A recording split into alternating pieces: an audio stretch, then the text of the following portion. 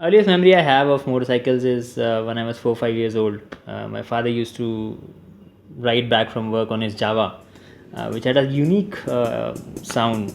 To me, that sound meant that Papa was home. Maybe that's why I started liking motorcycles as a kid. I remember I used to sketch motorcycle drawings, especially during maths class.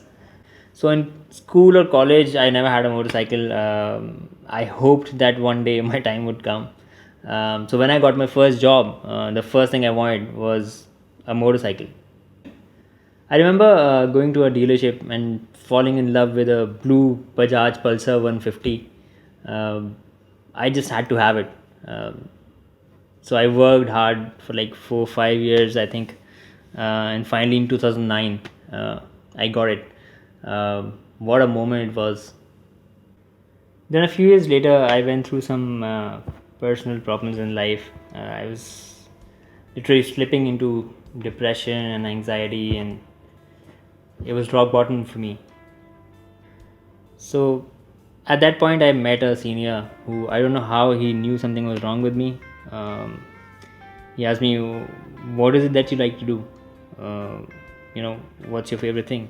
And I told him motorcycles. So he said, "Get one." I was like, "Well, I already have one."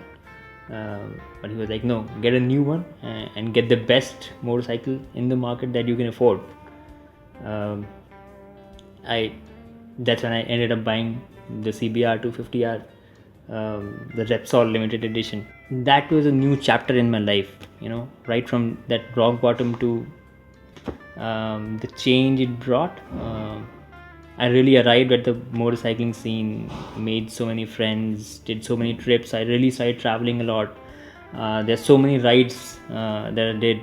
Since then, I really started going around a lot.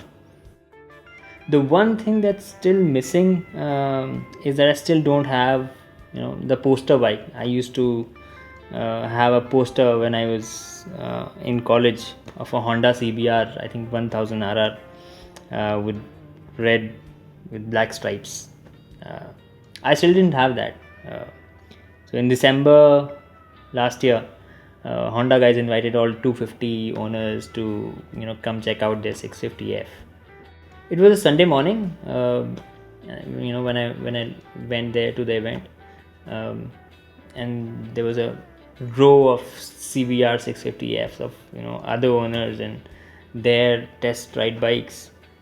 Those shiny white and red, beautiful looking bikes. Um, you know, and that brought all the memories from childhood, the sketches I used to make, the posters I had, the dream I had. I told myself I just had to have it. But when I got back home and back from the dreamland, reality struck, and I realized that it wasn't that simple to get that bike. I had to make some adjustments, make some arrangements, which I have done now.